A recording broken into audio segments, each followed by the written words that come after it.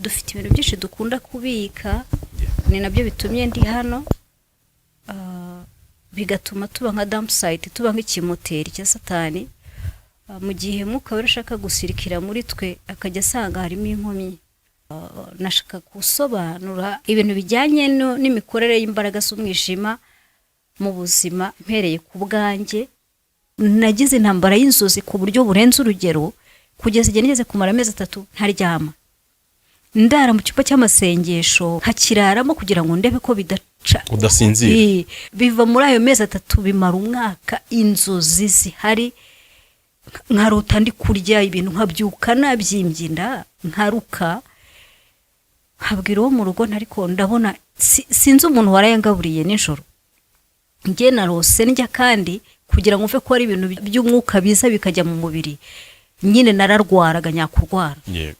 Habona umuntu arimo arankubitanga, habona umuntu anteye icyuma, habona amaraso avuyemo, habona umuntu arayanyweye, kugira ngo byumve. Ndibuka ko rimwe nagiye kuryama, nari mu ntambara, urumva uba mu ntambara gusa, ukagira tusigaje ngure ko wasinzira, nta muntu wo hanze ubibona, ariko ubu bizi kuri mu rugamba. Uko ryamye ndota njyaye ahantu, ndota umuntu ndetse mbona ubuzima bwari bwanduye. Noneho najya kuryama rimwe nari ntarasinzira. Ubyumva utyo kuko nzi neza ko na buri wese nawe afite ibimubaho nijoro aryamye, ku buzima bw'umwuka nibwo buzima bwacu mu by'ukuri. Mbona umuntu azanye urwara ankozeho hano ku ruhanga, ndabyuka ndatokesha. Nzi ko ibi bintu abakristo babihisha birara bibabaho. Ntokesheje ngiye kureba muri miruwari sanga nakomeretse ku mubiri. Nukuvuga ngo ibyo bintu biri réel. Mbona neretswe Yesu amfashe ukubo, amfashe gutya, mbona mbaye nkusubira inyuma ngo ndeba aho mvuye. Mbona ahantu mvuye ubuzima nabagamo bwari bumeze nko kuba mwirimbi.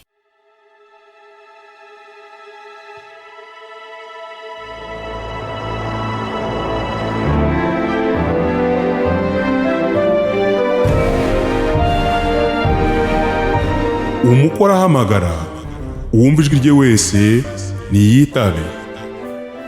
Tunezerwe twishime, tuyihimbaze, kuko ubukwe bw'umwana w'intama busohoye, umugeni we akaba yiteguye.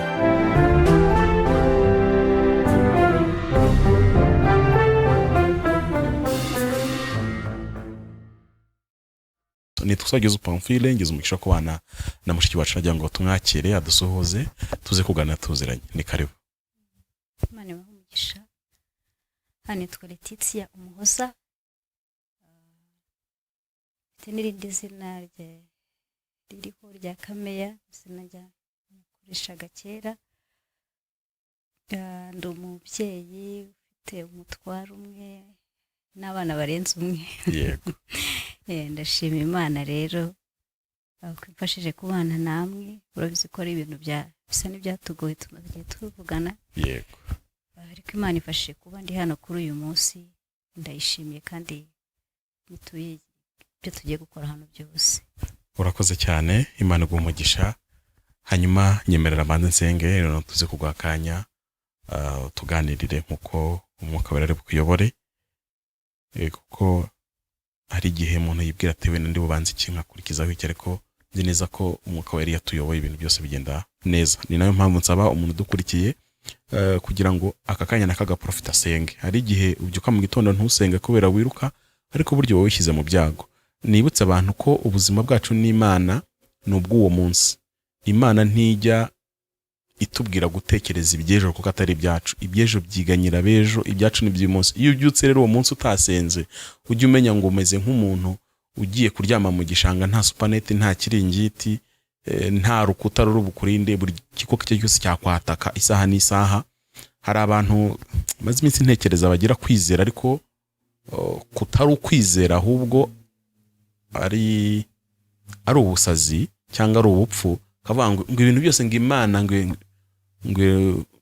ngo irabizi, ngo irabishyira neza ku murongo, ngo ibyo ngo nibiyireba ngo ngiye cyanjye ni iki ngiki. Icyawe si ukubyuka ko so wowe hakubyuka. Ndagira ngo nibutse abantu ko mukwiriye kubyuka musenze, mwajye no kuryama nabwo mugasenga, kandi ntimukarye ibyo mutabisengeye, kuko ibiryo byezwa no gusenga. Iyo utabisengeye bishaka kuguhumanya mu buryo bwari bwo bwose. rero niba wabyutse udasenze, profita nibuza aka kanya usenge ubwira Imana utariko ibyabaye amasaha atambutse nayapfushije ubusa, ariko nibuza asigaye ndayaguhaye. Kandi gusenga kwacu gutuma Umwuka Wera aza kugusobanurira ibyo tugiye kuvuga, bikakugirira umumaro. Mana, mu izina rya Yesu ndagushimiye, uri urakiranuka ibihe byose ntuhinduka, ko warikirane kuri kandi kuzahora iteka ryose. Ibyo ni byiringiro by'itorero, kuko utigeze uhemuka, utigeze ubeshya, kuko wavuze kuzaduha Kristo akaza mu isi agacungura abanyabyaha, kandi wongera kuvuga ko azaza gutwara itorero. Ibyo ubwabyo ni ikimenyetso gikomeye kuba waramwohereje ku nshuro ya mbere akaza kandi arangiza akaba kazagaruka. Ibyo bituma dukwiriye guhora turi maso ndetse duhinda umushyitsi, kuko turi munsi y'ukuboko kw'Imana ikomeye, twiteguye kugaruka kwawe. Ni nayo mpamvu dukora ibiganiro nk'ibi ngibi, kugira ngo umugeni wa Kristo arusheho kwezwa ku manywa na nijoro, ku gato no ku kanini, kandi arusheho guhabwa ibimukwiriye, ahabwa umutsima n'amazi byo muri uru rugendo kugira ngo mukomeze. Ndakwinjiza muri iki kiganiro kugira ngo ntaba ari twebwe ubwenge bwacu n'ibitekerezo byacu ntacyo byamarira itorero, kandi itorero ni iryawe, ni wowe uzi ibirukwiriye, ni nawe uzi igikwiriye umuntu wese wafunguye iki kiganiro. Ndakwinginze kugira ngo uvuganire nabo muri iki kiganiro mu izina rya Yesu, amen. Nagira ngo tuguha akanya noneho tuganirire nk'uko Umwuka Wera yabishyize ku mutima wawe. Njyewe ndaza kubaza wenda hari nyuma. Urakoze. Ndashimira Imana.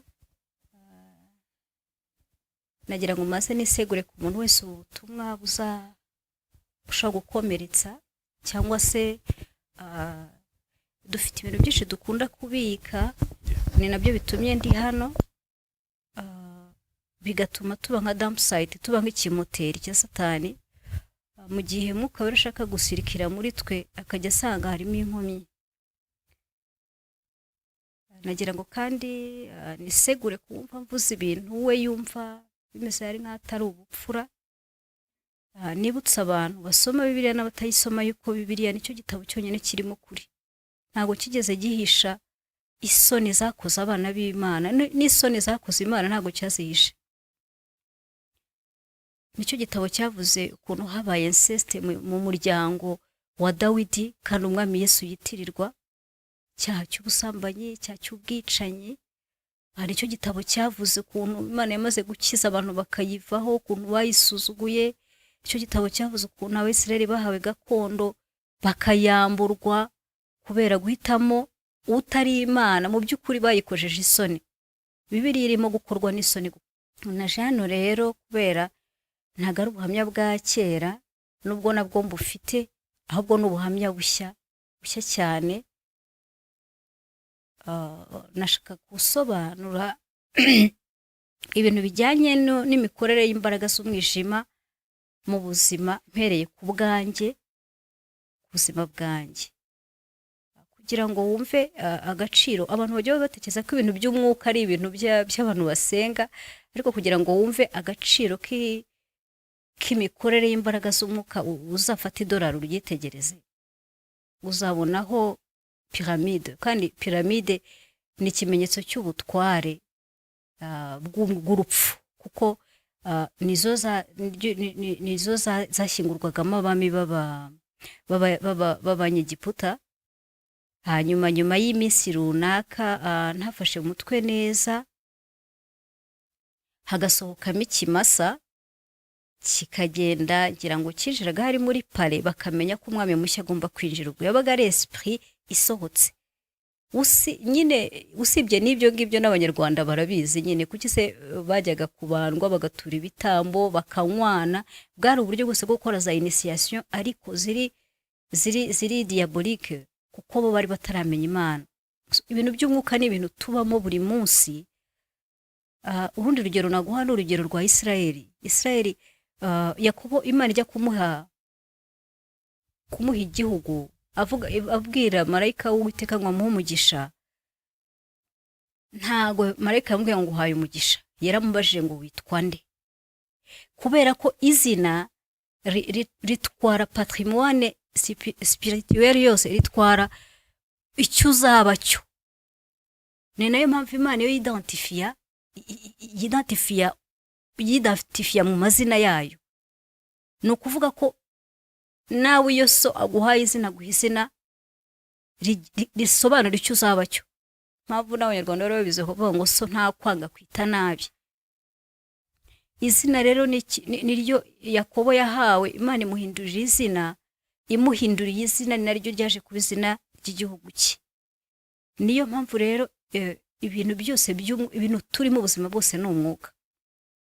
Si nibyo gusa, abantu bakora babanza gukora ibintu bita action plan bakazayivana. Igitekerezo ni produit y'umwuka, nkuko nyine habaho produit iri physique, nacyo ni produit y'umwuka. Ni ukuvuga ngo iyo wakira igitekerezo cyo uracyakira, ntabwo igitekerezo kiva muri wowe, uracyakira kinjira ahantu ho mu mwuka. Kugira ngo ubyumve nuko umva ukuntu Imana yaremye umuntu, ngo Imana yaravuze, yakoze action plan, yaravuga ngo tureme umuntu.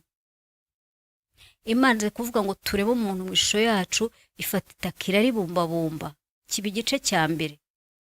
Itaka yari inzu y'umuntu, niyo mpamvu niyapfuye isigara mu isi nyine ikaboreramo. Ariko hari ikindi gice yinjijemo cyitwa umwuka wayo. Niyo mpamvu umuntu wese ari précieux ku Mana, umuntu wese ni igitangaza ku Mana, arimo umwuka w'Imana. Niyo mpamvu uzabona inzu itarimo umuntu ubona irasenyutse, ariko niba irimo umuntu ubona inzu ibaye, ubona igumye kuba nzima. Ni ukubera ko umuntu arimo umwuka w'Imana. Uzinjiza umuntu ahantu hari umwanda, ubone umuntu arahakoze, ubone habaye heza, kubera ko harimo umwuka w'Imana. Ariko umwuka aje, hari ikindi kintu cyabayeho mu muntu, ari nacyo gice cye cya gatatu. Habayemo ikintu cyitwa ame, cyangwa ubugingo buzima, bw'umuntu ahinduka ubugingo buzima. Rero ubwo bugingo bwari burimo ibice bitatu. Bwari burimo emotion cyangwa se ibyiyumvo, bwari burimo mind cyangwa se ubumenyi, kumenya, burimo na will aribwo bushake.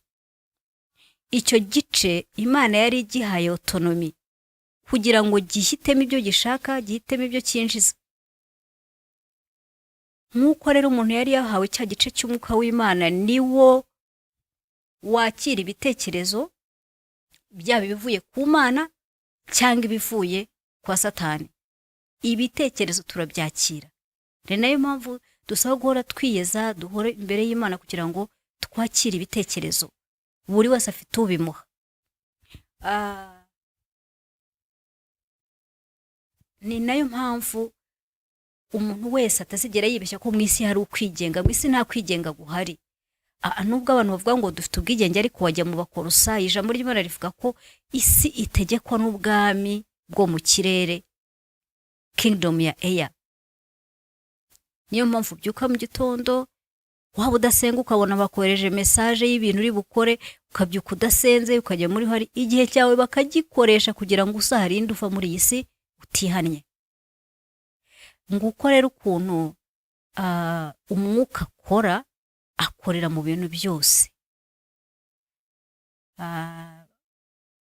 Mu minsi ishize nakoze amasengesho, ubu ni muhari mu kwezi kwa 4.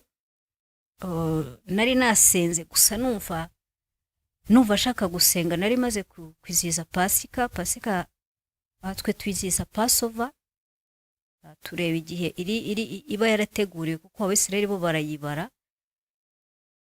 Nitwizihiza Easter, wenda nimbona umwanya wo kubisobanura papa mujura nshoboje nzabikora. Ariko Easter na Pasika biratandukanye, binayobowe na esprit zitandukanye. Hanyuma rero mukabura arambwira ati mu kwezi kwa 10 niho hari amasengesho akurikira. Jewe nari ndimo nisomera ahantu nza kubona umukecuru w'umuzungu utanga inyigisho zo kuroga. Numva birantangaje cyane. Afite ishuri ryigisha kuroga, ryigisha sorcellerie. Noneho ngiyeho nyine kugira ngo ndebe ese bigisha gute. Ahita avuga ngo kwezi kwa 10 ngo niko kwezi dutangamo ibyifuzo byacu. Sinzi ukuntu ngo kwezi kuba kwabaye ku buryo bara mu kirere nyine niko kwezi batangamo ibyifuzo. Tagije ndavuga ntago nzongera kuryama muri uko kwezi, reka nanjye njye imbere y'Imana nsenge kugira ngo hatagira unkorera porogaramu y'ubuzima. ngiye gusenga namaze nk'iminsi 3 nsengera icyo kintu ariko numva byahindutse numva ndimo ndasengera kwera nari mfashe amasengesho yo kwiriza y'iminsi 30 kugira ngo mbe imbere y'Imana umwaka wanjye we kuzayoborwa n'ubwo bwami. Nyuma yaho rero nibwo haje kuba ibintu bitangaje ku buzima bwanjye, biba ngombwa yuko ya masengesho yo kwiyiriza afite ukuntu acukumbura ibintu utaruzi. Amasengesho rero acukumbura ibintu ntarinzi bikomere bya kera abyo mu bwana. Nsanga hari igihe ugira ibikomere ukagera ukajya ubona uri blocked ntumenye ibyo ari byo.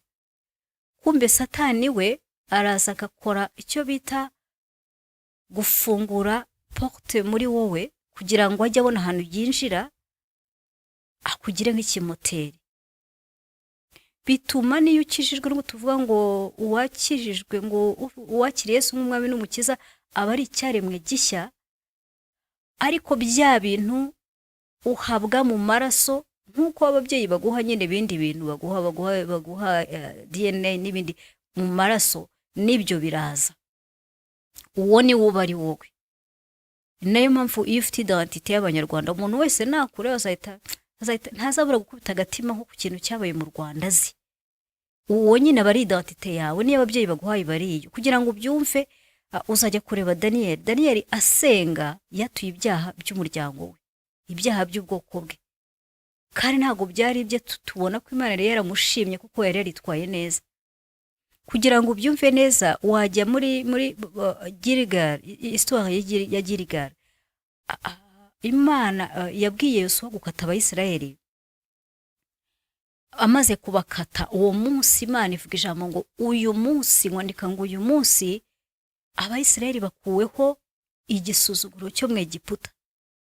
Kandi abo bantu bakaswe ntago bari barigeze bagera mu Egiputa, ntago bari bahazi, bari abana b'abantu bavuye mu Egiputa.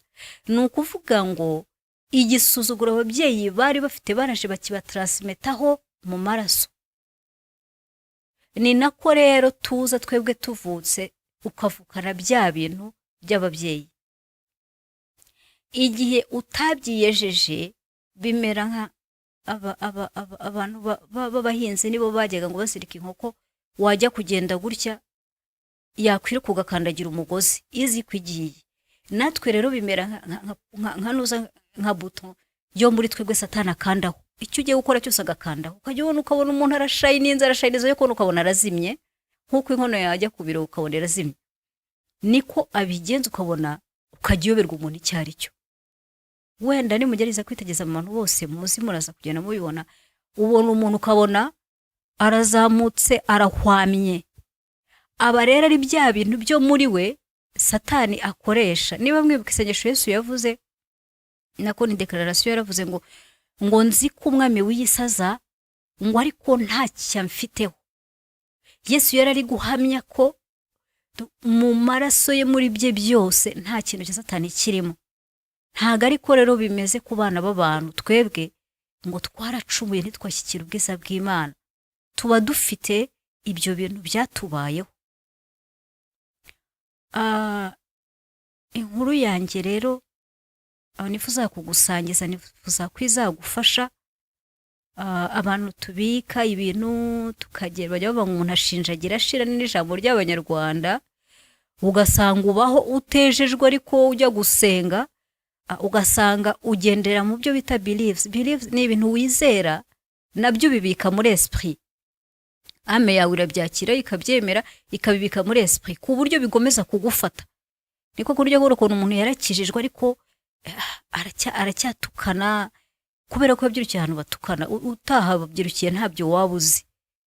Ukabona ufite uburakari bukabije kuko utigeze umenye ko ibyo bintu byawe transmis ahantu ho muri wowe, ntugire umwanya wo kubisengera ngo byezwe. Ni ikintu mu rwego rw'umwuka cyitwa bloodline iniquities. Ni ibicumuro nyine biza mu maraso bikagukurikira, ukavuka ugasanga. Niba mubyibuka neza Abanyarwanda bajya gusenga agahita avuga ngo tuguhaye n'abana bacu ngo uratumenyera abana. Ibyo bintu ngira ngo murabizi.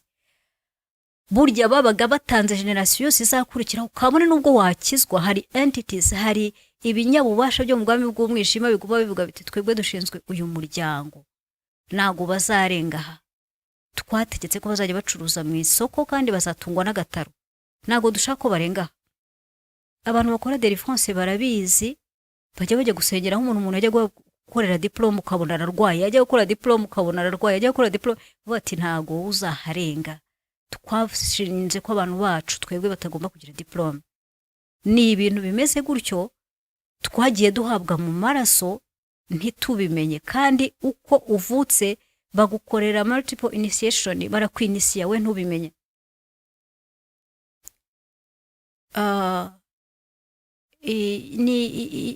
Inkuru yanjye rero ijyanye n'ikintu cyitwa nk'uko nabibabwiye, izina ritwara destiny, ritwara uwo uzaba we.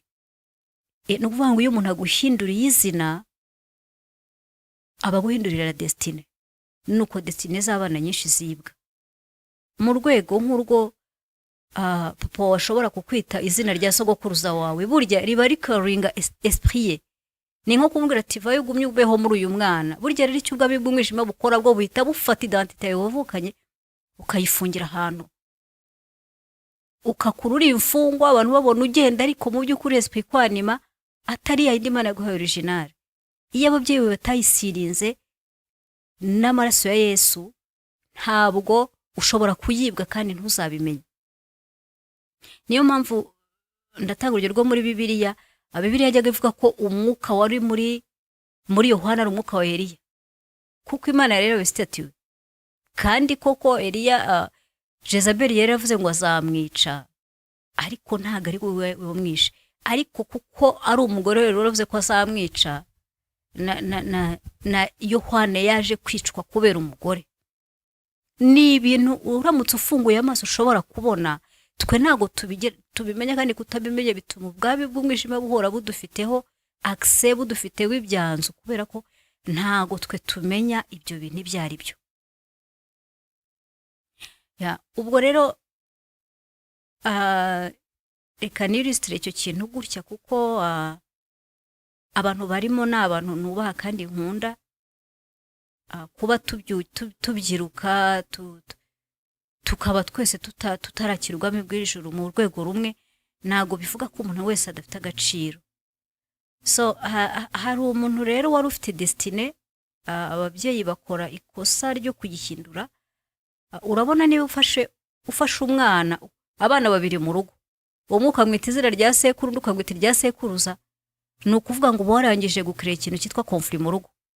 Wowe uri papa, mu mwana umwe harimo sekuru, harimo sekuruza, utangira gukora conflict y'ubutware, kandi byanze bikunze umwe kugira ngo abubone, kuko ibintu byo mu bwami bw'umwijima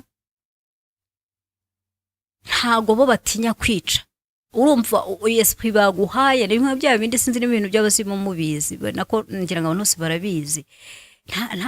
Ntago baza baje kugira neza, baza baje kwica. Nayo mpamvu bajya batamba ibitambo by'abantu n'ibindi bintu byose. Ubwami bw'umwijima ubutware bwabwo bushingiye ku maraso y'abantu, mu gihe ubwami bwa Yesu bushingiye ku maraso ye. Ubwo rero kubera ko hari habaye icyo kintu ahantu nabaga, hari umuntu umwe wari wavutse, hanyuma bagiye kumwereka ababyeyi bakuru, bahita bafata izina rye bararihindura. Ni ukuvuga ngo destiny ye nayo ibirahinduwe gutyo, bamuha izina ry'umuntu kandi wari mukuru kuri se. Hanyuma rero igihe kiza kugera kugira ngo Satani nawe atangira initiation ye, ngira ngo yaciye muri icyo cyanzu cyuko abo babyeyi batakomeje isezerano bari bagiranye n'Imana ryo kuyitirira uwo mwana wabo yibwa destiny. Hanyuma biza gutuma nkuko nabikubwiye bibyara conflict hagati y'imbaraga. Wa muntu aza kunkorera ihohoterwa ndi umwana, ntago kuko nawe yari mutoya, ntangira ngo ntago yamenye ibyo ari byo, ariko Satani we agushyiraho kashe, agahita atangira kujya gudamsayitinga kuko aba akwiba innocence yawe, nicyo cyambere abagamije. Niba mushaka kubyumva, ngira ngo hari ubuhamya bw'umugabo pasiyo w'umugande bashyingiye afite umunsi umwe, bamushyingira umupfumu w'imyaka 60, akura ari gica, ariko iyo transfer iba yabaye nta kintu na kimwe cyo ubwami bw'umwijima kiba ari gito. Niba mwarabonye utubuto tw'imboga mubona akabuto kakaserera ukuntu kangana, kaba ari gato, ariko karakura. N'ubwami bw'umwijima nuko bapfa kuba babonye uko bakora ko kamake gusa. Niyo mpamvu Yesu yavuga ngo duhore turi maso. Icyo kintu rero cyarankurikira gituma ngira desordre mu buryo bw'ibyiyumvo, ariko sinabimenya ko nayigize, kuko ndumva ndi normal, ngira amahirwe. Ndibuka ko icyo gihe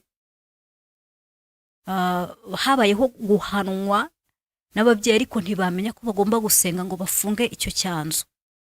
Kiba kinjiye rero, Satani warakureka, ni nka kwa kundi nyine akureka ugakomeza ukagenda ukazamuka ukajya kubiba nivumanira, akazagera gutya agakanda ku kantu kugasanga wakoze icyaha abantu batatekerezaga ko wakora, ugasanga uri pasiteri ariko bagufatiye mu busambanyi. Kubera iki? Bloodline iniquities. Kubera ko utigeze ugira umwanya wo kumenya ko ibyo bintu bikurimo bikubitsemo ngo byiyeze. Nababwiye ko abantu baseze muri Bibiliya bagiye babikora, ba Daniel na Dawudi. Ndibuka ko ari wavuze ngo mu byaha niho mama yambyariye. Yari ari guhamya yuko yavukanye ibyaha, nuko tuvuka. Ariko iyo ukuze, abantu benshi bakunda kugira identite nziza, akajya avuga ukuntu ari abantu beza, ukuntu bakora ibintu byiza. Ubuhamya naje kubutanga, mwagize umwanya wo kubidiskitaho n'umutware wanjye cyane. Ndabura nti mu byaha niho mama yambyariye. Ibi bintu ngomba kubikora kugira ngo byerekane yuko Imana ari yera. Ntago niba hariho umuryango mwisi ushobora kuba wera, Yesu aba yarazamutse ngo ajye gukorwa n'isoni ku musaraba. Ubwo buryo tuba twarabukoresheje tukababera, ariko kubera yuko tutigeze tuba dufite memoire, amaserire y'umwuka ya memoire muri twe y'ibintu byagiye biva hirya, bikomeza bya bindi Paulo yavugaga ngo ibyo nshaka gukora sibyo nkora, ngo nshaka gukora ibyiza, ibi bikantanga imbere. Bibiliya yo ibyita kamere, yo kamere nyine turayerita kuva kuri Adamu kugeza igihe cyose kizabaho. Niyo mpamvu umuntu ushaka kwezwa, ushaka ko Mwuka w'Imana amukoreramo, icyo kintu akimenya yarangiza akakiyezaho nacyo, akatura ibyaha by'ababyeyi n'ibyaha by'imiryango, hanyuma noneho hakezwa. Koro kurage ntari narabimenye, nakomeje nzamuka nkanabifata ko ari ibintu by'ubusa, nyine accident yabayeho nabi, ariko yagiye ikreya ibindi byanzu muri gihe byinshi, singende mbimenya kugeza igihe numva mbaye stuck, simbashe gutambuka, nta kintu nshaka. Ndetse ngiye no mu rushako, nuko nagize amahirwe nkashaka umuntu uri libwe mu bitekerezo, ariko byarankurikiranye, numvaga ntashaka kubaha, nkumva hari ahantu muri njyewe hakomeretse ikintu ariko sinkimenye. Cyaje rero kuvanwaho n'ayo masengesho nakoze, ahita ajya gucukumbura bya bintu. Nsanga nibuka ibintu byose byambayeho ndi muto, nibuka ibyaha byose byagiye bimbaho. Hanjye nibuka ko njya no gukizwa, ababyeyi bambaje ngo se ngo ngukijijwe iki, ngo ko ari we mwana tugira. Njye ntabwo bari bazi ibyo mbamo mu mwijima, njye nari mbizi. Niyo mpamvu umuntu dukurikiye wiyisuzume, wirebe inyuma y'ubu buzima hari ubundi, nibwo uwo Mwuka w'Imana twahawe udapfa, n'ubugingo budapfa, bufite aho buzajya kubarizwa, hari aho bujya, kandi aho hantu hateye ubwoba. Hari pit, hari ibyobo birimo maguma, birimo igikoma. Ngira ngo abakitegereje bahawe umwanya wo kukitegereza bavuze ko gifite dogere 2000 z'ubushyuhe. Ahantu winjizamo ugasohoka umeze nka squelette kandi utajya upfa. na Yesu yarabivuze nubwo hari abantu bahakana babihakana, ariko yarabivuze muri Mariko Duvari ibice 16 cyangwa Luka hari avuga ibya wa mutunzi ahantu yagiye, akanavuga ati aho hantu urunyo rwaho ntago rupfa. Rero tugire gutinya Imana. Niba wakiriye Yesu nk'umwami n'umukiza wawe, ariko wibuke ko hari ibyaha bishobora kuba byarakubayeho, wibuke ko hari identity yawe ishobora kuba yaribwe, wibuke ko hari destiny yawe ishobora kuba yaragurishijwe, kuko isi dukuriyemo ni isi yanduye cyane ku buryo igufata nyine ikakugurisha. Niba abantu bagiye gusenga akavuga ngo ndetse ngo twebwe n'abana bacu ngo muzaturebera abana, baba bashyize abana babo already mu butware bw'abapfuye. Abana bacu mubaho umugisha. Ntabwo umenya ko iyo wakijijwe ugomba gusenga kugira ngo uce akagozi kawe n'ibyo bintu. Antiteze hora zikurekarama. Rero abantu benshi babyita ngo ni inyatsi, ntago ari inyatsi. Zihora zivuga ngo ntago aho hantu harenga, kubera ko utigeze wiyeza ngo winjire muri identité ya Yesu. Kubera rero ko nagize icyo gihe cyo gusenga, naje guhishurirwa ibyo bintu, Mukabera anyinjiramo. Niba muzi indirimbo ya Salomon ari ahantu umukobwa avuga ngo iyo bari musaza wanjye ngo nkwinjire mu cyumba mama yambyariyemo, hari icyumba muri wowe kiba kibitsemo ubuzima bwawe bwa kera, kandi mu isi y'umwuka barabibona. Mwuka rero yamfashije kugira ngo icyo cyumba nyinjiremo, ndebe ibyaha byose nakoze, ibyo nakiriye mu maraso y'ababyeyi, ibyo nakiriye mu maraso y'abasogokuruza, kugeza igihe byose nzamuka mbyiyeza. Kandi kwiyeza kwacu kugomba guhoraho, no kwa buri kanya. Icyo muka guhishuriye cyose ukiyeza, icyo aguhishuriye ukiyeza, wumve ko kugira ngo wumve ingaruka ibyo bintu bishobora gutera. Hari ibintu twe dufata nk'inzozi ukavuga ngo narose, ariko inzozi igihe cyose zivuga destiny yawe. Zishobora kwinjirirwa n'abantu babiri. Inzozi ubundi zigomba kuba ibanga.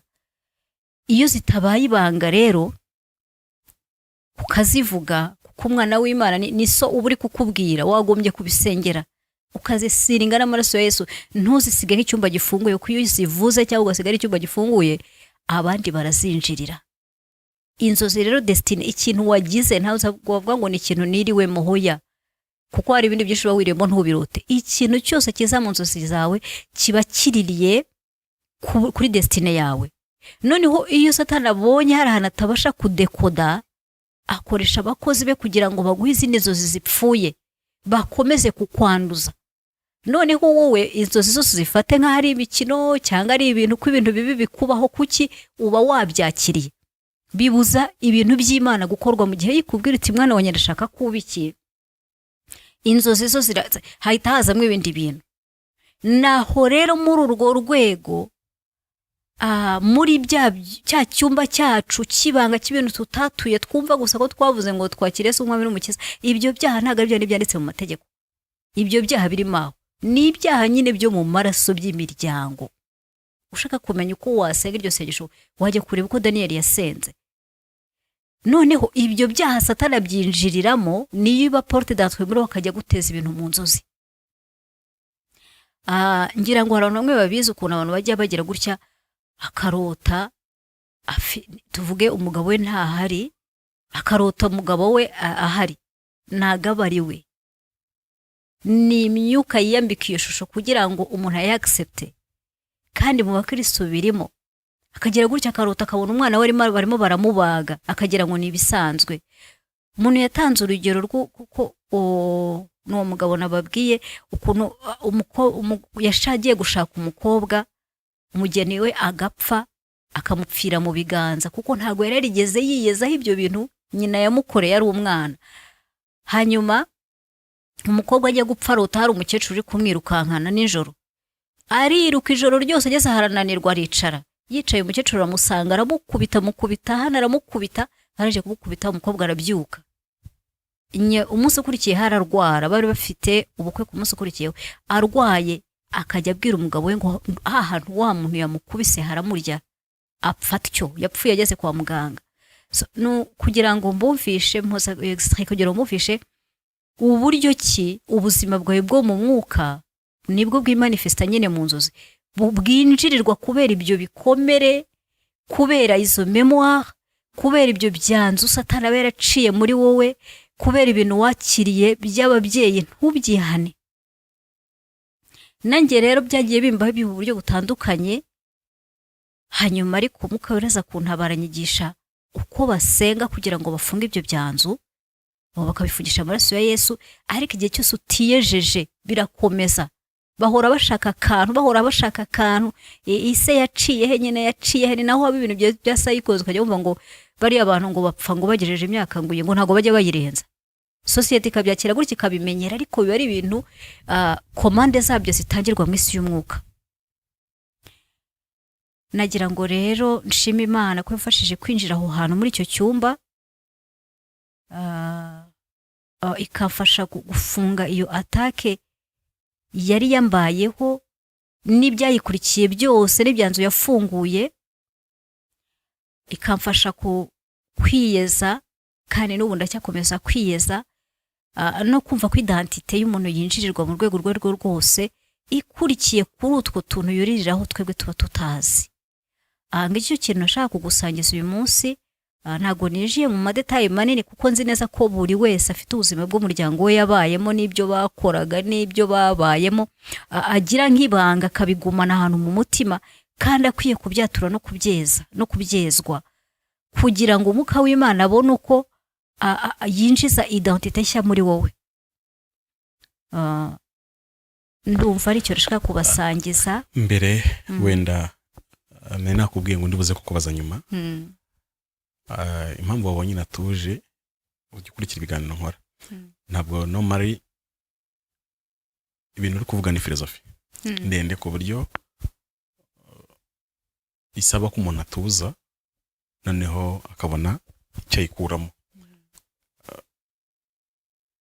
Reka dusubire inyuma gato muri uku kwezi kwa 10, ubwo n'ukwezi kwashize.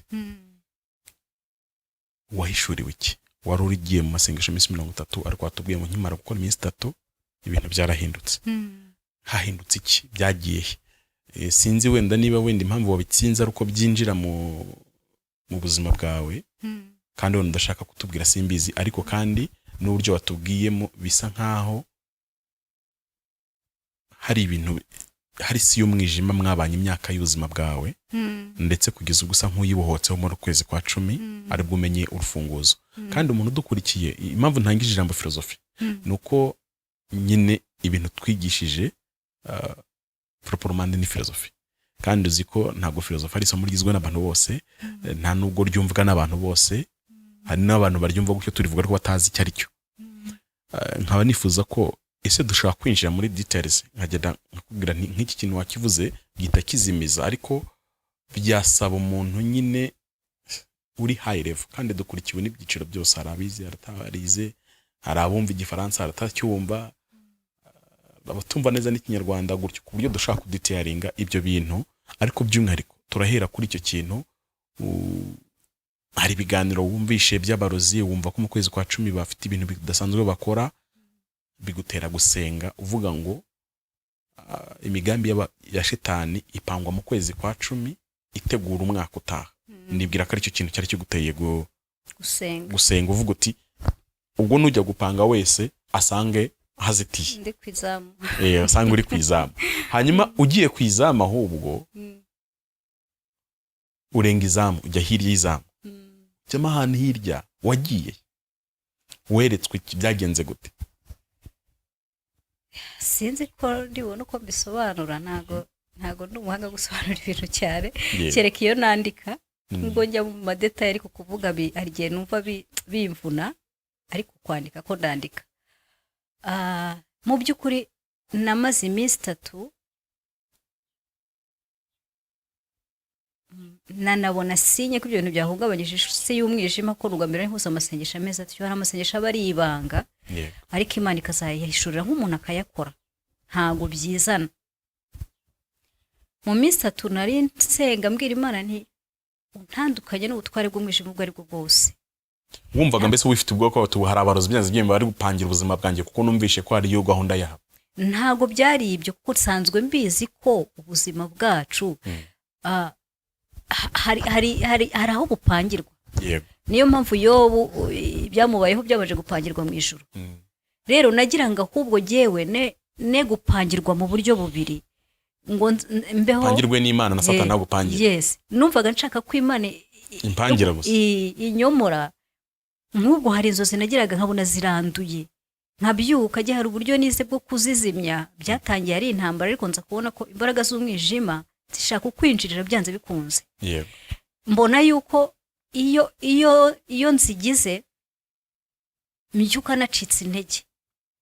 Hari igihe niyuka nigeze kurota hari mu kwa 12 ukarota umuntu arakugaburira, nkumva nijwi nzi, ariko kwa kundi mwuka aba hari azi ko icyo gihu kiri muri wowe ariko ataraguhishurira. Wagira gutyo wajya kureba kugaburira ukabona nta ijwi rye ari wa wundi watekerezaga ko ari we. Bye byambagaho, nagize intambara y'inzozi ku buryo burenze urugero, kugeza igihe nigeze kumara amezi 3 ntaryama. Ndara mu cyumba cy'amasengesho, umugo kirahari, nkakiraramo kugira ngo ndebe ko bidaca udasinzira. Ndagenda ndahinduka, skin irahinduka, irapfa. Biva muri ayo mezi 3 bimara umwaka, inzozi zihari, nkarota ndi kurya ibintu, nkabyuka nabyimbye inda, nkaruka, nkabwira uwo mu rugo ariko ndabona sinzi umuntu warayangaburiye nijoro.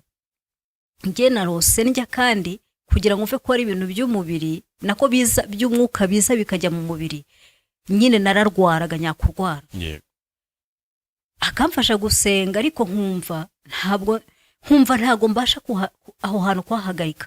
Bugacya bikongera, nkaba ndyamye najya nkumva ngiye ndimo ndaguruka, nkumva ndagurutse n'ahantu ngiye nkahabona, nkamenya ko ni imbaraga z'umwijima zifite icyanzu zinjiriramo kugira ngo zikuvangire, zigushyireho icyanduye, kuko Imana idakora n'icyanduye.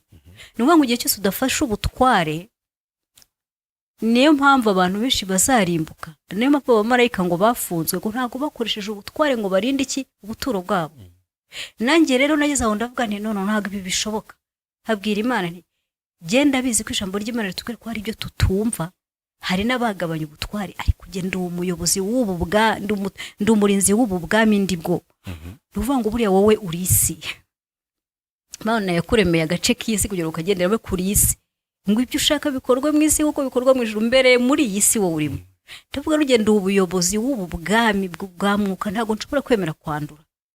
Niba ntiyanduje ku munsi kuki nijoro njya kumva nkumva ndi kurya nkabyuka nkamara nk'imisi ndwaye, kubera nabonye ndi kurya, habona umuntu arimo arankubita, habona umuntu anteye icyuma, habona amaraso avuyemo, habona umuntu arayanyweye, nkumva sinzi ibyari byo. Izo nzozi zagumyeho kugeza igihe nize ijambo Yesu yavuze ngo cyumu zahambira muri mwisi kizahambirwa no mu ijuru. Ntangira kwiga kuba mugari we mpamwe arasomye igitabo cy'umugenzi ngo harigiye muri Kristo Yesu abona ko atagomba kujunjama, mbona ko ntagomba kujunjama. Ntangira gukoresha bwa butware Yesu yabaye mu ijambo rye, hipozera mbaraga zo gupfa no kuzuka kwe, nkahita mfata ubutware bya bintu nkabitwika, habwira ko mu ijuru niuza kubibona ntazabibona. Noneho ngira ngo ubundi kwizera ni ikintu gikomeye. Niba wowe ubuntu yarakubwiye ngo nuzana ukinstara umuriro ugashyiramo interrupteur nukora itara rizajya ryaka haba umuriro, ugomba kwizera izina rya Yesu kurusha ibyo bintu. Nari nzira uko ibintu byose nkoze mu izina rya Yesu bigomba gukoreka, nari narabyize sinanaridutaho. Hanyuma rero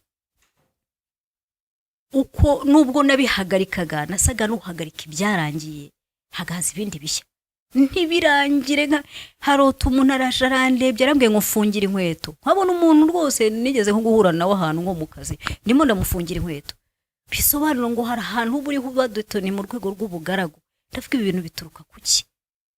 Ngeze aho ndivumbura, kuko iminsi maranye n'Imana numvaga ngomba kuba ndota ndi mu byanditswe, ndota ijambo ry'Imana, ndota ndi iwacu mu ijuru, ariko nkabona ntago ari wo ndi kurotera. Igihe cyose ubuzima bwanjye bwo mu mwuka bwaza, nkabona hari biri kunyinjirira. Narihannye kugeza aho nihannye naho nagiye gusengera, naho ababyeyi banjyanye gusengera, byari ibintu icyo gihe bisa n'ibyejejwe, ariko genza gushiduka ko mbona ko mbona abantu baza kundeba bahora bo muri congregation iyi n'iyi ninjoro bakambwira ngo reka dukore iki oya reka tuvugishe ukuri nabo mu matorero runaka yes kuko nukoresha congregation nabo mu mahorisiyo cyangwa mu madenomination religieuse cyangwa z'amadini amadini kuko buri itorero ni rimwe ya n'amadini mu madini atandukanye nkabona abantu baraje bansanzemo nka projet narindi mu gukora habona batangiye kuyikomentaho ari abakristo bahantu nzi nkababona nkavuga nabyuka nkavuga ndimo ndibwa pe mbese nabonaga ibintu by'uburyo icyo nzi nuko ubuzima bwo mu mwuka bwanjye bwari active burya ntabwo ubuzima bwacu twese tuba buri active rero bari abantu barota bakibagirwa je rero nabashije kuruza bwo mu mwuka bwanjye mbona ntago harimo kwezwa nkabirwa ibyari byo nukuvuga ngo namaze kujya niga guhambira ibyo bintu numva ngeze amahoro nyine bati nibiza nanatanga itangazo mu rwego rw'isi y'umwijima ndi imbere papa mu ijuru nijoro ndavuga ni ngewe kubera ububasha mpabwa n'amategeko hazagira icyongera kunyinjirira nje nzangitwika ijambo ryawe n'umuriro ukongora nzangitwikisha ijambo ryawe birahagarara ariko naba nibeshye gukora kaha kwa kuntu uryama warakaye udasenze nkijya ku buriri hahita numva ndinjiriwe nje nivuga ko ari igihe najyaga ntangira gusinzira nkumva ndagurutse ariko ni guteye mbaza kuguruka kuko kuguruka ni ibintu byo muri sorcery gute ibintu bimbaho kandi nsenga gute ndota ndi gukora ibintu kandi nsenga gute se hubwo ubona wicaye nk'ahantu mu nama ukabona bari gukora ibintu nkavuga ntago ame yangira akura ku buryo menye wondi we humva ntago mbashe kumenya ibyo bintu kandi nzi ko abantu benshi bibabaho ukabuba ukishijwe usenga hako wajya mu nzozi usibye kuzibagirwa kuko uzibagirwa bwo noneho uburwaye bacishaho gome barabiguha abari sidi bateye muri wowe nicyo kibi cyane kubyibagirwa yes rero ndabyibuka nkajya mbona ndanduye ariko sinamenye sukusa ariko ntangera kurekara mambwira Imana nti papa wo mu ijuru ahantu ngeze uburyo ijambo ryawe rinyubaka uburyo numva ndi imbere yawe kuko nibuka ko hari igihe nasengaga nkumva amasesho yanjye ntarenga ahantu mu kirere nkasenga nkunda kuramya cyane nkajya kuramya papa wo mu ijuru mu cyakare nkumva ntaharenga amasengesho ndangije ntangira guhanurira ibintu numvaga bimeze nk'aho ari abantu bantega nari ntarasobanukirwa iby'isi y'umwijima nkumva hari abantu bantega ntangira kubwira abantu ntareba najya gusa rero ati kandi mwabantu niba muri abo marayika ibyo byose muri imyuka ukuntu muntega umunsi papa yagurutse ku ntebe akaza kumburanira musaba mureba yego nabisenze igihe kirekire kuko numvaga ntagera imbere y'Imana nkumva hari ahantu ntegerwa ahantu ho mu kirere nkumva simpategerwa kandi ijambo ry'Imana kuko rivuga ngo twicaranyijwe na Yesu ahantu ho mu ijuru havuga gute nicaranyijwe na Yesu ahantu ho mu ijuru ibintu byose habona birambaho ndangije nza kumva umunsi umwe hari ikintu nari nakosoye uburyo Pasika yizihizwa nimbona kajya tusabiganira ariko buriya Easter ni izina ry'ikigirwamana cyitwaga Ishtar bafashe kubera ko twe tukura tugasanga amadini ariho tukayinjiramo ntabwo tumenye ibyanduye yaduhaye twe twinjiramo gusa noneho rero nari nakosoye hari ibintu njya muri biranamara kubisobanukirwa bwira Imana ni uko bishaka ariko nzajya mbikora nari nakosoye rero ntangira kwizihiza Pasika ku gihe gikwiriye no mu buryo Imana yavuze buriya ndaza kugira igihe nkusore ibintu bimwe na bimwe ariko uragera nkubwire ko nubwo abanyamadini bemeje ko Pasika Yesu yasutse ku cyumweru ntabwo yasutse ku cyumweru nubibara neza urasanga igihe bavuga ngo Yesu ngo yahambwe kuwa gatanu nijoro ukazagera ku cyumweru asaba baye amasaha kuwa gatandatu yaba ari amasaha 28 ku cyumweru mu gitoro none ya masaha 12 yaba ari amasaha 30 kandi Yesu ntajya abeshya muribuka ko bamubwira ngo duhe ikimenyetso yo gati iki gisekuruza cy'abasambanyi nta kiri kimenyetso cy'isahagwa kiri ikimenyetso cya Yona ati nkuko Yona yamaze mu nda y'urufi iminsi 3 n'amajoro 3 ni ku mwana w'umuntu azamara mu nda y'isi mu rupfu iminsi 3 n'amajoro 3 ni ukuvuga rero ngo Pasika twizihiza twe ni pasika abantu bafashe bakoraga iminsi mikuru ya gipagani bayikubita mu bakristo kuko abakristo bemeye kuyakira kuko twe ntabwo twinvestigatinga ntabwo dukunda gushakisha ukuri ibyo baduhe byose turemera bahita babinjiza batyo mu kushipinga ikigirwamana cyitwa Easter kandi ntabwo ugikurikiye ugakurikira ukabona ntuza yabayeho bwa mbere civilisation ya Nimrode niho byaturutse. Niyo mpamvu amadini afite ibintu byinshi byanduye tukurikira ariko ntitubimenye ariko birahari. Ibyo byose ni ibitwanduza ntago Imana yabona ugiye mu udahaye agaciro ijambo ryaho. Hari ibintu twitwaza ngo urumva ngo Imana yarabye ngo yaduhaye ubutware ngo yoya twe twarabihumanuye ariko siko bigomba kugenda. Umwana arangwa no kubaha se. Ni muri urwo rwego rero natangiye kujya nkosora ibintu bimwe na bimwe ntitaye ku cyo umuntu azavuga. Icyo gihe rero natangiye kwiziza Pasika checking ndebe igihe Abayisiraheli bazihiziza kuko nubwo mbiciyemo ariko Pasika ubundi bavuga yabaye kuwa gatatu. Urebye yari imwe mu masabato y'Imana. Urabizi uzi teology. Hari iminsi Imana yagize iminsi mikuru iravuga ngo ni amasabato y'Uwiteka. Atari yandi yari reguliye ariko yari amasabato y'Uwiteka. Iyo Pasika rero Yesu yashyinguweho urebye bashaka ko baramufashe ku gatatu nijoro bakamushyingura kuwa kane. Kuwa kane, kuwa gatanu, noneho kuwa gatanu ngo ba Mariya bajya kwitegura isabato. Numva ngo n'ubu bagiye kwitegura isabato yindi ya buri cyumweru.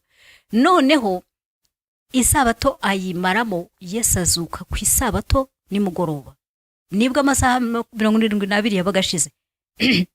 Ni nayo mpamvu baje kumureba bakavuga ngo bakavuga abamarayika bakabwira ngo kuki mushakira umuzima mu bapfuye ngo nta kiri hano yazutse. Yesu yararangije kuzuka kare. Ariko kubera ko abakristo tutinvestigatinga ujyamo idini rikabiguha tuzagira igihe wenda Imana ni twemerera tubivuge ibintu by'iminsi mikuru kuko nayo ikikora niki umunsi mukuru ni ukwerekana ese navuga gutya ni ukwerekana alignment nenda ahantu ni ukwerekana ninde ukurikira ubu celebrate izina ry'Imana ukurikira. Birababaje kubona waba uri umukristo ukajya guserebura ikigirwamana kandi uri umukristo kandi abakristo benshi babikora batanabizi bari muri ubwo buyobe. Ibyo bintu nagize igihe cyo kubyinjiramo kuko igihe cyarageze Imana impagarikira akazi ncetse no kongera kambwira ati banza wige mfata umwanya wo kwiga Bibiliya nkajya mbondamo ibintu najya gushakisha ngasanga ahantu byaturutse hari determine.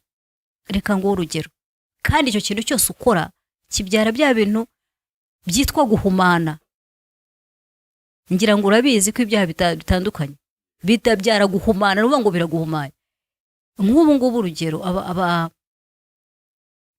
abantu bizihizaga anniversaire ijya gutangira baserebura urupfu babaga bavuga yuko ubuzima ngo butangira nyabwo butangira nyuma y'urupfu kandi niko kuri si byose niho umuntu abagiye wabo hiteka. Noneho rero nayo mpamvu ngira ngo bazimyaga buji kuko heyelma ubundi urumuri bararuzimya cyangwa bararucana bakaba barucana. Aha none wowe ubo Imana iguhaye umwaka mushya urawujimije wowe utekereza ko mwisi ya hano ntacyo bivuze ari akantu gato kandi Satani yaratumenyereye cyane aratuzi ku buryo atwinjiriza muri utwo tuntu bago ibintu bimeze nk'ibibyina nk'ibikinisho wowe ukajya mu munezero akorera muki muri ame yakorera mu marangamutima. Nayo mpamvu ubona amadini menshi kugira ngo aho umwanya munini ijambo aho umwanya munini indirimbo kugira ngo babanze bakuberse bagushyire muri mood y'umunezero ugire ngo niko gukizwa ukazasanga ubaye mu itorero imyaka 70 esprit yawe itagira iki umurimo n'umuyikorwaho kubera ko wibera mu bintu bijyanye na ame. Mu gihe ame Yesu yaravuze ngo umwuka ari utanga ubugingo ni ukuvuga ko kugira ngo ugire ubugingo umwuka wawe yagombye kuba ari muzima amba Letitsi wenda igice cya mbere kizasobanuka neza no dukora icya kabiri kubera impamvu ebyiri. Impamvu ya mbere nuko warabohotse ariko ni naho nshaka ko wenda turi busohoreze. Wabohotse kigiye kingana iki hanyuma uzihangana uragenda ubitekerezaho neza ubutaha tuzaganira ukuntu waboshywe. Waboshywe ryari, ubohwa nande, ni ibihe bimenyetso byakugaragarizaga kuboshye, ko uyu munsi wabiciyemo amarenga. Ndetse ikimenyetso gikuru ni kibibaho mu nzozi. Ariko ku bwanjye kugira ngo mfashe abantu badukurikiye ni uburyo bwo kuzadetaringa. Twavuga ngo nkiri umwana nagize gutya, wenda hari ibyo wagiye ucamo n'umukuru yabyumvishe, ariko ngeze kuri uyu mwaka nibonaho iki kimenyetso, ngeze kuri uyu nibonaho iki kimenyetso, hanyuma ndakizwa nibonaho ibi bimenyetso, hanyuma ndashaka nibonaho ibimenyetso, kugeza ubwo inkuru yo kubohoka kwawe yuzuye iri muri kwezi kwa 10 gutambutse, aho watsinze amasengesho. Mu by'ukuri wabohotse ute? Rero nanavuga ngo ndacyari kubohoka ko ni ibintu bitwara igihe. Yego. Ujye kuva mu kabera guhishura ikintu utaruzi. Yego. Ukabona guhishura iki, ukabona nyine ngira ngo kwiga byitwara igihe kirekire. Yego. Kwiga ntibirangira. Ntekereza ko n'umunsi nkizwa ahubwo natangiye kubohoka. Yego.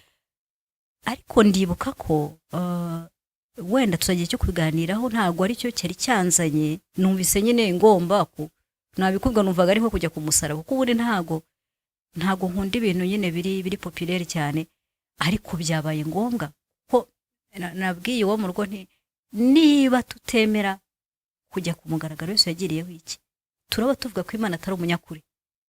Niba yarashyizeyo umwana wayo natwe tugomba kujyayo. Ni ukuvuga rero ngo ntekereza ko Imana izafasha wenda kugenda meditaringa, ariko ni byinshi kandi ni iby'ukuri, kandi ko bizafasha umuntu wese kumenya inzira y'agakiza, kuko ibi amadini yaduhaye ntago ari kukuri, ntago ari ubuzima bwo mu mwuka. Kandi nibwo Yesu yaje guhindura. Navuga rero ngo reka nguhe urugero. Nk'ubu nduva hari muri 2017 nakoze amasengesho tuvari iminsi 40 arananira, nkora iminsi 11 gusa ndananirwa. Ariko ndibuka ko nyarangije hari ikintu cyambayeho.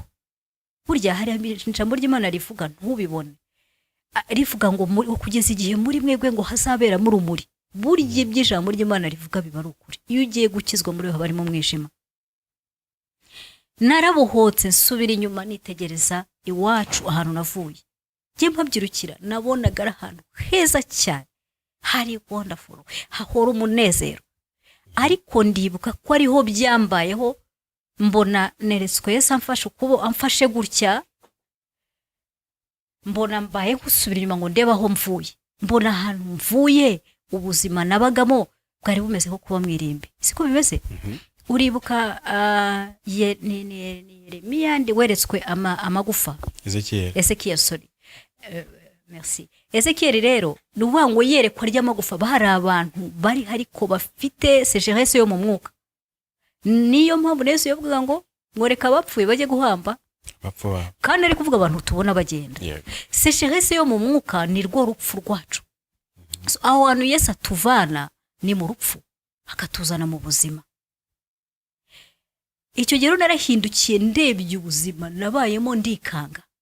Bwa buzima nabonaga ko ari bwiza, nasherisaga, nabwiraga umuntu nkicara batiri ko hari ahantu navuye, ukuntu hari heza. Ntekereza ko kubohoka ari faze nini cyane nyinshi, ngo ab'Imana yamenye kera ngo yarabatoranyije, numaze kubatoranyiriza irabatsindishiriza. Ntekereza ko kugira ngo ugere mwirangije kubatsindishiriza ibaho ubwiza, kugira ngo ugere kuri faze y'ubwiza ugomba guca ahantu harehare. Ari nacyo kintu isi idashaka ko dukora. Donc iguha ibintu biri hafi, byarangije gukorwa ati uzajya ukora ibi, ujye kujya gusenga iki gihe, dore umunsi, dore bimeze gutya. Ibi n'ubikora uzabukijijwe. Ntago ari ko bimeze. Ubuzima bwo mu mwuka ni ubuzima mwuka wera yinjiramo agashambarira ibintu byari birimo, akaguhindurira. Nacyo cyitwa repentance. Repentance no kuwarebaga hari ugahindukira ukareba hano. Icyo gihe nahise ntangira kujya imbere ya mwuka wera, ntangira bitambona ko burya nta muryango n'umwe wo mwisi utunganye. Bitambona bya bintu nabonaga ntago ari ko biteye. Bitambona kumbe burya ibintu nabagamo byari byanduye imbere y'Imana, ibyo nitaga ko ari bizima biranduye. Bitamensobanukirwa impamvu ujye kurukona imiryango wari uriho neza, abantu bose bakomera amashyi, ukajya kurukona habayemo skandale. nta miryango bitabamo. Ntangira kubwira Imana, ntangira kubona ko nta gukiranuka kuri mu isi, ntangira gupfukama habwira Imana ngo Mana yanjye ndakwinyezo umpe gukiranuka kwawe. Niho nasomye ko ijambo ry'Imana rivuga ngo gukiranuka kwacu guturuka aheraho mu ijuru. Nsanga gukiranuka burya turakurosova, turakwakira, ntabwo twe tugukora, nta n'uruhare tugufitemo. Kubera ukuntu Imana itunganye kugira ngo ijye kukwemerera kuguha gukiranuka kuba kuvuye muri yo. Ni nayo mpamvu Yesu yavuye, Imana yamuvanye muri yo kugira ngo ibone utunganye. Nari nkubwiye ukuntu naje kwizihiza Pasika hakambaye ikintu, icyo gihe narabikoze, za mbaraga nahanuriraga numvaga zimeze nka shit, zimeze nk'ishuka rindambitse hejuru. Igihe cyarageze numva zivuyeho. Igitondo kimwe ndi gusenga numva ndinjiye, numva ndafungururiwe, ngo byatumye nugururirwa, ngo neza yatumye numva ndugururiwe, numva ngeze imbere y'intebe y'Imana. Imana nibwo natangiye kwisobanukirwa. Nari nsanzwe dukundana cyane, niba ubuhamya bwanjye ndamusabyumva, ariko noneho narayibonye. Ntago Imana tuyibonesha amaso y'ububiri, ariko mu buryo bw'umwuka niba ari so mugomba guhora uyibona. Niyo mpamvu ijambo ry'Imana ngo nitugira ibyago tugacumura, ngo twegere intebe y'ubuntu tutagira gute, tudatinya. Aho hantu se ahantu tujya. Noneho numva negera intebe y'Imana, rwa rumuri numva ndarubonye.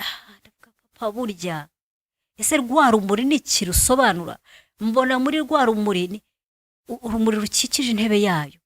Ntago Imana uyibona n'amaso, nta nubwo tuzayibona Yesu atarajya kudupresenta. Ariko numva mbonye rwa rumuri na bya bizima, numva ntangiye kuramya mu bundi buryo ntaramyaga. Ntangira kumva rwa rumuri, kumbe burya uko ibimera bijya kuzuba niko natwe tugomba kujya imbere ya Papa wo mu ijuru kugira ngo tubeho. Adahari ntago turuma nk'ibimera. Ntangira kubona rwa rumuri ni rwo rucamo ibyemezo bya Papa, rwa rumuri ni rwo acishamo agakiza. Yicaye atanga ubuzima, yicaye atanga ubuzima, bakuru bamuramya, nanjye ndaramya. Taje nabwo ntago nca kuva hano, ngomba kugendera imbere. Nibyo ijambo ry'Imana rivuga ngo kugendera mu maso y'Uwiteka. Ibyo nkora ndi mu isi ngendere mu maso yawe. Narahageze aho hantu rero, ntangira kugira umunezero ntigeze ngira, ariko ntangira kugenda ngira urumuri rwo kubona ko ibintu nari ndimo byose ibyo nifite bipfuye. Ndibuka ko nagiye imbere mu Kawera ari kunyigisha, nkize mu ishuri ngo asubira wige. Ntangira gushaka ukuntu namuha ibintu byose nari mfite kugira ngo ampibye, kuko nabonaga ari byo byiza. Ntangira kubona ibyo nari mfite nta gaciro bifite. Ntangira kubwira mu Kawera burya ntago nta kintu gihari gitunganye kiri mu isi. Ese burya ujya ubona abantu mu mahanga ajya kurya akajya gushaka ibiryo by'iwabo, burya n'umwana w'ijuru agomba kwicara arya ibiryo by'iwabo. Numva ngize kwaguka k'ubundi buryo. Ndibuka ko ubu najyaga nsenga mu gitondo mbyutse, nkasenga nk'isaha imwe nkahita numva gatose karantwaye cyangwa itajya mu mirimo. Natangiye kujya nsenga amasaha 5. Nkumva sinshaka kuhava, nkumva ndashaka gukomeza. Nkabyuka ntangira kubona urumuri mu bintu bitandukanye. Ese burya ibi bintu nubwo bipanze gutya ntago ariko Imana ibishaka. Ubuzima bwanjye gutangira guhinduka, numva ntangiye kugira liberté yo gutekereza ntari mfite. Ntangira gushakisha ibintu. Ese burya ntago ariko Imana yabipanze. Numvise Imana nezerwa nuko ari data, nyine nkajya ngira igiterane cyanjye nayo buri joro. Nuko rero natangiye kubohoka gutya, ngira ngo iyi ni nivo nari ngezeho. Nakubwiye ko nabanje nagize intambara, nkamara amezi 3 ntaryama kugira ngo ubyumve. Ndibuka ko rimwe nagiye kuryama nari mu ntambara. Urumva uba mu ntambara gusa ukagira tusigaje ngure ko wasinzira, nta muntu wo hanze ubibona, ariko ubu bizi kuri mu rugamba. Uko ryamye ndota njya ahantu, ndota umuntu mbese mbona ubuzima bwari bwanduye, ariko ntangira kwivumburana. Ntago ubara ubuzima je nagombye kurota, nirirwa mu ijambo ry'Imana kuko atari ryo rigaruka ndi mu nzozi. Mvuga ngo ahantu ubufungiye, urabizi ko amezi ifungwa. Dawudi yarabivuze ngo kuri ubugingo bwanjye. Yes. Noneho kandi umuntu utabyemera ntago turi umuhate kutabyemera, ariko niko kuri. Niba Yesu atagukuye aho hantu ntago uzavayo. Noneho najya kuryama rimwe nari ntarasinzira, abantu mu nyumva nta gikabyo kirimo, ubyumva utyo, kuko nzi neza ko na buri wese nawe afite ibimubaho nijoro aryamye, ko ubuzima bw'umwuka nibwo buzima bwacu mu by'ukuri. Mbona umuntu azanye urwara ankozeho hano ku ruhanga, ndabyuka ndatokesha, nzi ko ibi bintu abakristo babihisha birara bibabaho. Ntokesheje ngiye kureba muri miruwari nsanga nakomeretse ku mubiri. Ni ukuvuga ngo ibyo bintu biri réel, ariko bikorwa uryamye ntumenye ibyo ari byo. Rero natangiye kurwara, ngira désordre, navuga ngo mental, nkajya numva sinshaka kuryama kugira ngo ntaza kurota nabi. Ibyo rero babona wanga kuryama ngo tarota nabi, ubwo babivuze bari babizi, ariko ibyo byatangiye kumbaho. Ngira ngo rero igihe cyageze isengesho nakoze ryatumye Imana impura umuri ngo umenye niki kitagenda. Nsanga ni he hafunguwe ibyanzu bituma Satani abona ahantu yinjirira. Ni yihe terrain d'atterrissage afite muri wowe ibihari, ariko mukabura atakuyoboye ntago wayimenya. Iki cyagiye umwana wagiye nk'iwabo bakajya kumwereka nk'aba tante bakamwogesha amazi, ntamenye ibibaye, ariko biro ko bayashyizemo ibintu umwana bakaba baramuriye, ntazabimenya kuko byabaye ari uruhinja. Ariko iyo bikuze Satani warakamarika, kandi we ntiwakamenye ngo ukihane, kandi wowe ugomba kwatura ibyaha. So iyo ugiye imbere y'Umwuka wera ugasenga, ajya ahantu akajya mu ahantu ngo Dawudi rero yavuga ngo unyeze ngo mpyiko unyeze ngo mpyiko namara. Yes, ijambo ry'Imana ngo ricengera ngo hagati y'imisa kukiri bivuga aho hantu hose ni location z'ibyinzi ibintu bikubitsemo. Ubwo rero navuga ko kubohoka ari ibintu bitwara igihe kinini, ukurikije ukuntu uba waraboshywe kandi utabigizemo uburenganzira. Tuvukira mu bucakara, tuvukira mu bubata, ahubwo ikintu Satani akora no kukujijisha kugira ngo wowe ugire ngo uri libre, ugire ngo uri mukuri. Hako Yesu yaravuze ngo umwana naba batura muzamubature by'ukuri. Yes, ngo muzamenye ukuri ukari kuzababatura. Ni ukuvuga ko hari step zo kubaturwa. Ndashima Imana rero gerageze kuri faze yo kuhishukira ibyo bintu. Ngira ngo urumva nyine ko mbikubwiye igice, nanjye ndi consciente ko mbikubwiye igice. Kubera iki? Kubera ko ibyo bintu bimara umwanya kugira ngo mbisohore. Nabyo ni step yo kubohoka, kandi ndasaba Imana kugira ngo ifashe girangize uko bikwiriye, kuko nintahanyura nyine nintahanyura usaba umeze nk'umuntu woza igice, wa mugani woza amaguru gusa. Rero ndabikeneye, ahubwo untwerera isengesho kugira ngo mbashe kugera muri iyo step nsohoka aho hantu. Ubu naje numva ndakubwira byose, ariko nari nabikubwiye nari gihe numva nimbanye nkumva ndimbanye, nkumva ntago bisohoka, ariko ndasenga ziko nabyo bizageraho bikaza. Gusa icyo nzi nuko ubuzima bwanjye n'Imana n'ubuzima bwiza, ni nkuko nyine ubana na so uri umunyamafuti utsindwa mu ishuri girute, ariko akagumisa akagukunda kandi akagufasha kugira identité ye. Nizeye ko Imana izafasha kugira ngo identité yayo nyigire, kuko niyo yanjye. Yego, urakoze cyane. Nagira ngo wenda tugane ku musozo muri iki gice cya mbere, dusengere igice cya kabiri, ariko kandi dukeneye feedback zanyu. Ese wewe wisanze umeze gute? Urarashye, urara mu biki, urara nande? Kuko inshuro nyinshi nkunze kubabwira ko mu nzozi ni mu buzima, kandi ubwo buzima ni ubwacu nuko abantu benshi babwihunza. Hanyuma ubutaha nibwo tuzinjira mu by'ukuri. Waboshywe ryari? Ni ryari wamenye ubundi kuboshye? Kuko ubwabyo nabyo kutamenya kuboshye ni ikindi kibazo. Hanyuma kandi ubutaha tuzaba turi buze kubihuza noneho no kubohorwa, kubonerwa muri Kristo Yesu, aho Yesu yavuze ngo muzamenye ukuri. Ukuri Yesu yavugaga si amateka yahise hawe, ahubwo ukuri niwe, kuko niwe uvuga ngo ngewe ndi ukuri. Yes. Abenshi iryo jambo baritwara nabi, nko kuvuga ngo muzamenye ukuri, mbese muzamenye ibyabakoreweho. Nabwo ari byo ntabwo icyo Yesu yigishaga, kuko ni naho yari amaze gusobanura ko aravuga ngo ngewe ni nge nzira, ukuri n'ubugingo, kandi akavuga ngo ijambo ryanjye ni ryo kuri. Urumva rero ko ukuri Bibiliya ivuga, abantu ntabwo bazi gutandukanya la vérité na réalité. Yego, iyo umenye ukuri kw'ijambo ry'Imana kurakubohora, kuko Paulo niwe wavuze, aravuga ngo abwira Abakorinto, arababwira ngo iyo umuntu ari muri Kristo Yesu aba abaye icyaremwe gishya, ibya kera birashira hanyuma cyangwa biba bishize. Ni ukuvuga ngo ntabwo ahindurwa mushya, ahubwo aba icyaremwe gishya. Bivuze ngo ni ikintu kitari gisanzwe gihari muri systeme cyiza, kandi nawe yarasanzwe yiyize muri systeme. Bigenda gute? Icyo nicyo nshaka ko tuzahuza mu kiganiro gikurikira, kugira ngo mu by'ukuri umuntu abohoke byuzuye, kuko umuntu aba mu idini ariko adakijijwe.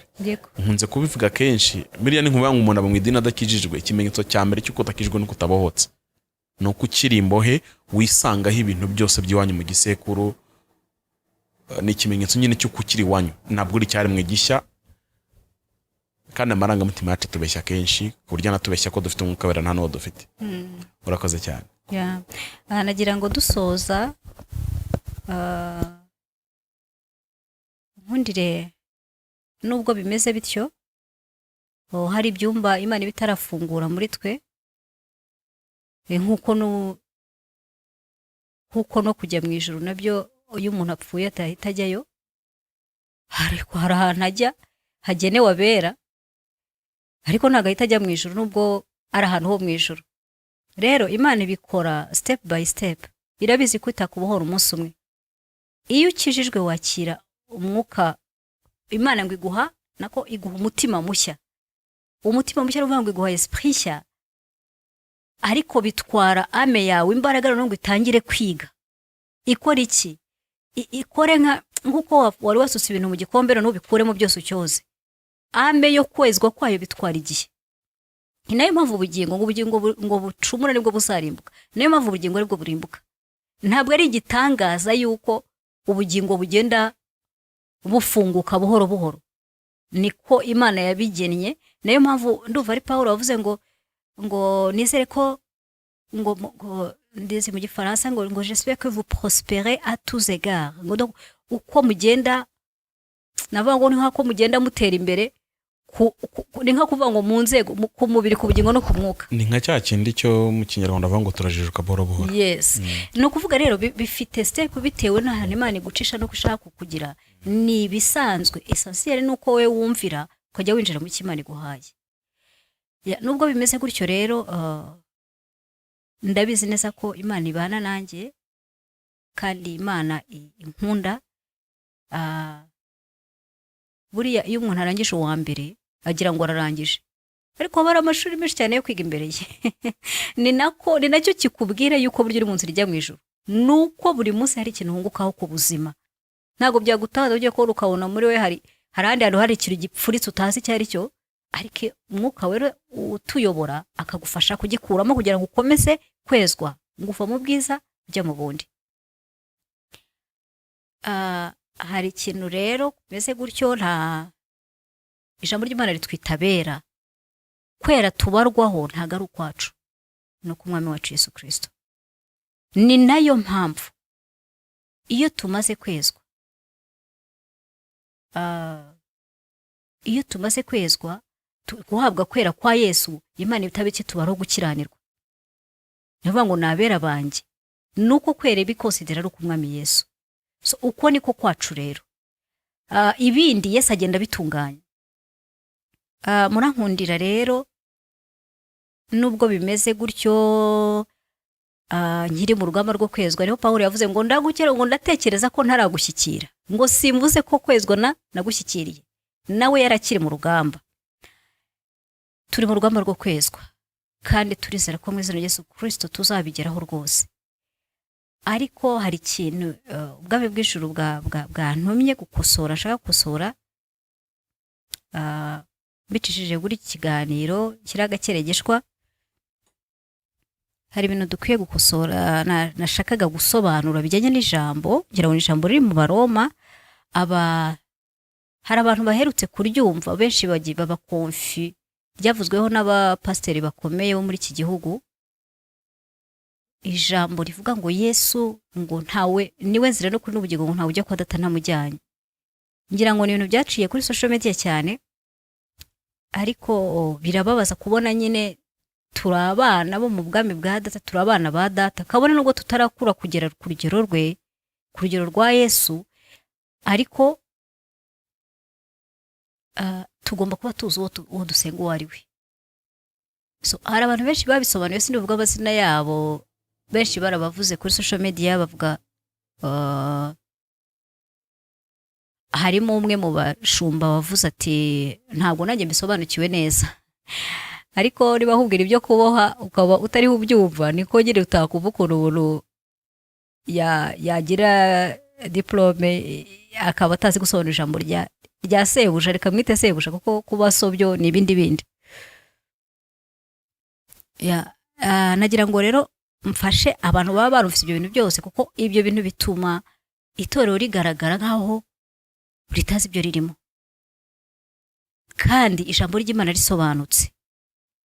Kuvuga ngo ningezira no kuri n'ubugingo ntawe ujya kwa data ntamujyanye, ngo ariko abantu bamwe batigeze bamenya amategeko ngo bibera amategeko ku bwabo, ngo bazacirwa urubanza bidakurikije amategeko. Iryo jambo rarizi mu Baroma, sinzi n'ibyo kiganiro baba baragikurikiye. Yes, ubona nagikozeho commentaire cyane. Okay, ni ukuvuga rero ngo niki ibyo bintu bivuga. Yesu niwe model, ni nawe tugomba gucamo, ni nawe kizigenza mu ijuru, niwe wemeza ngo urinjira cyangwa ntiwinjira, niwe ukwemera. Imana yamuhariye byose.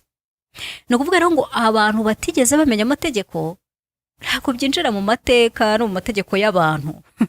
Ntago ari ibintu byajya na feruje n'ibindi, kubera ko niba ari amategeko y'abantu ahanwa n'abantu. Bitabaye ibyo ntago umuntu uca kuri utwaye ambulance uca kuri feruje buri gihe yazajya mu ijuru, kandi arabyemerewe. Ayo ni amategeko y'abantu. Amategeko avugwa na yahe ni ya mategeko ijambo ry'Imana rivuga ngo yanditse ku mitima yacu. Yanditse ku mitima yacu gute? Ni ukuvuga ngo umwuka wa mwuka Imana yaguhumekeyemo ikurema niwo ujya kwibuka kubwira atari kujya bintu se byawe, nubwo bwose utaza amategeko ariko ubukurikije itegeko ryo kutiba, niwo ukubwira ati ariko niwe wikwicuriya muntu cyangwa tabaruriya muntu, nubwo utazi ko ijambo ry'Imana kubwira ngo ntukice ariko ukaba wanze kwica. Ibyo bintu ro byanditse wowe muri disque dur yawe cyangwa nyine muri wowe imbere, nibyo Yesu azakonsidera akareba niba koko mu rwego rw'urumuri wakiriye waragerageje kubaha no kumvira no gukunda mugenzi wawe. Nabona uruwo kwemerwa akurikije ibyo we ashaka, kuko Imana yigeze kubwira Mose ngo nzagirira neza uwo nshaka kugirira neza. Nabona uruwo kugirirwa neza azandusa ibyaha byawe nkuko natwe yandusa ibyacu. Azahita avuga ngo ibi byaha uyu nguyu nanjye ibyaha bye bingeho, uyu nawe mushyize mubona apfiriye. Nguko ukuntu Yesu azatsindishiriza buri wese. Niba ubizi ngo hasabaho urubanza rw'imyaka 1000 bariho basuzuma abera. Niyo mpamvu rero umwami Yesu nawe agira igihe cyo gusuzuma, ese uyu muntu ukurikije urumuri yake ibi ko atabimenye, ibijyanye n'ibyo mwuka w'Imana twita umutima nama, ntago ari mwuka wera, wa mwuka muntu yaremeshejwe umubwira yarabikurikiye, yagize kumvira, yagize kuwubaha, cyangwa yabaye ikigande kuri akajya akora ibyo yishakiye. Uwazagwa muri kese nk'iyo umuntu w'umunyabyaha agwamo. Ariko umuntu wumviye Yesu akicara akamura no kugirirwa neza, nawe azamushyira mu mubare w'abakijijwe. Aravuga ati uyu nawe amaraso yanjye amwezeho ibyaha, kubera yuko yakoze ibyo yarashoboye. Nuvuga rero ngo Yesu ntawe uzajya kuri uri wese uzajya kuri se niwe ugomba kumujyana, baba barangije ubuzima baba bariho, kuko ngo yagiye kuzimu ngo abe umwami w'abazima n'abapfuye. Siko bimeze ngo kandi Yesu niwe uca imanza z'abazima n'abapfuye. Nuvuga rero ngo mu guca imanza niwe wenyine azareba kuri identite ye, kandi na presenta amaraso ye nk'igitambo kizima cyemewe n'Imana, hanyuma agutsindishirize. Imana idutsindishirize ibigirishije Yesu. Niwe rero wenyine Imana yakoresha ngo itwemerere kwinjira hera. Imana ibahe umugisha.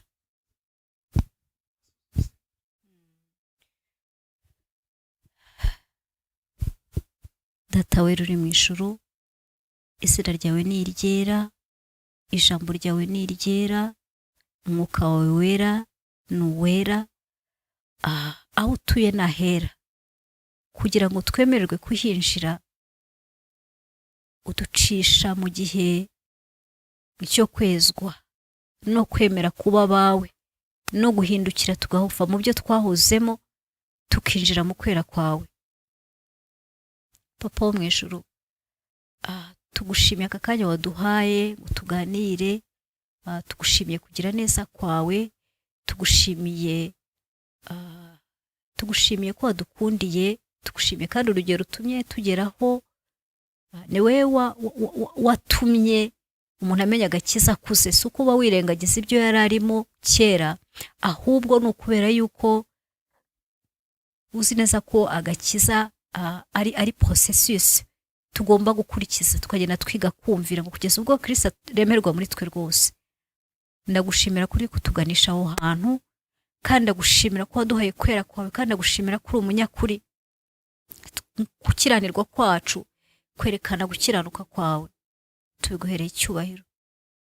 Twemerere dusenge tugusaba kugira ngo udufashe tuzarushaho kuba umugisha, dukora ibyo ushaka, tugere mu ikirenge mu cya Kristo wiyambuye byose, akisigira akamero k'umugaragu ndetse agaca bugufi bw'abagaragu. Turagushimiye data, ukomeze kubana natwe, nubwo bishobora kuba bigoye ariko ufashe buri wese uzumva iki kiganiro kugira ngo agire icyo akuramo kandi atangire kwisuzuma mu buryo bw'umwuka. Twese turagukeneye kandi ni iminsi ya nyuma, dukeneye ko itorero risarura, kuko mu kanya hako guhumbya umwami wacu Yesu azarivana mu isi.